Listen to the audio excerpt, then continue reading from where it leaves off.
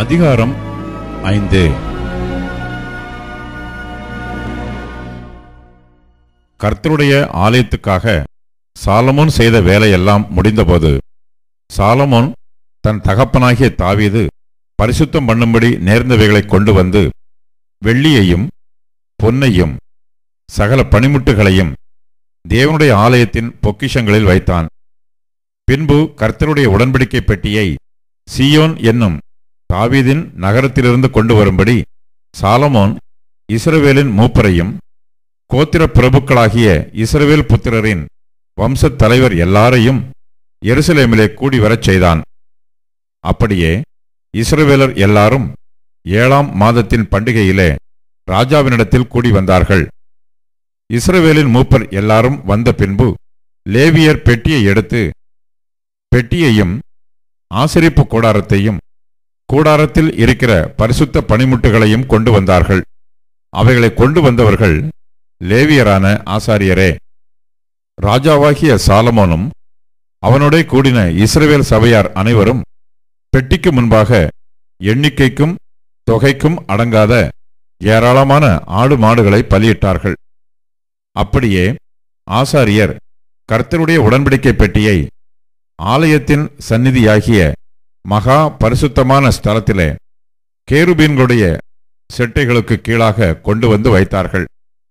கேருபீன்கள் பெட்டியிருக்கும் ஸ்தானத்தின் மேல் தங்கள் 2 செட்டைகளை விரித்து உயர இருந்து பெட்டியையும் அதன் தண்டுகளையும் மூடிக்கொண்டிருந்தது. பெட்டியில் இருக்கிற தண்டுகளின் முனைகள் சந்நிதி ஸ்தலத்திற்கு முன்னே காணப்படத்தக்கதாய் அந்த தண்டுகளை இழுத்தார்கள். புறம்பே அவைகள் காணப்படவில்லை.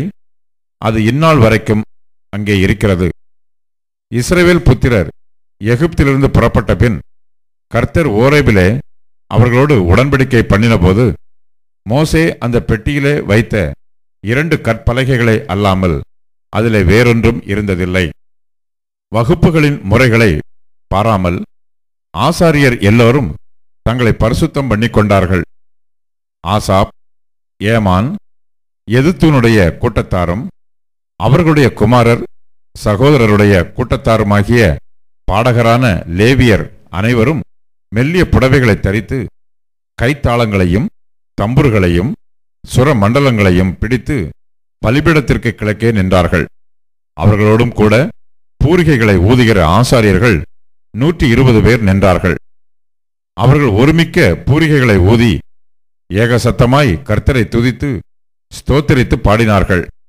ஆசாரியர் பரிசுத்த ஸ்தலத்திலிருந்து புறப்படுகையிலும் பாடகர் பூரிகைகள், தாளங்கள், கீத வாத்தியங்களுடைய சத்தத்தை தொனிக்க பண்ணி கர்த்தர் நல்லவர், அவர் கிருபை என்றும் உள்ளது என்று அவரை ஸ்தோத்திரிக்கையிலும் கர்த்தருடைய வீடாகிய தேவாலயம் மேகத்தினால் நிறையப்பட்டது.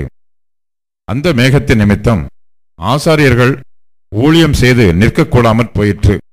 கர்த்தருடைய மகிமை தேவனுடைய ஆலயத்தை நிரப்பிற்று.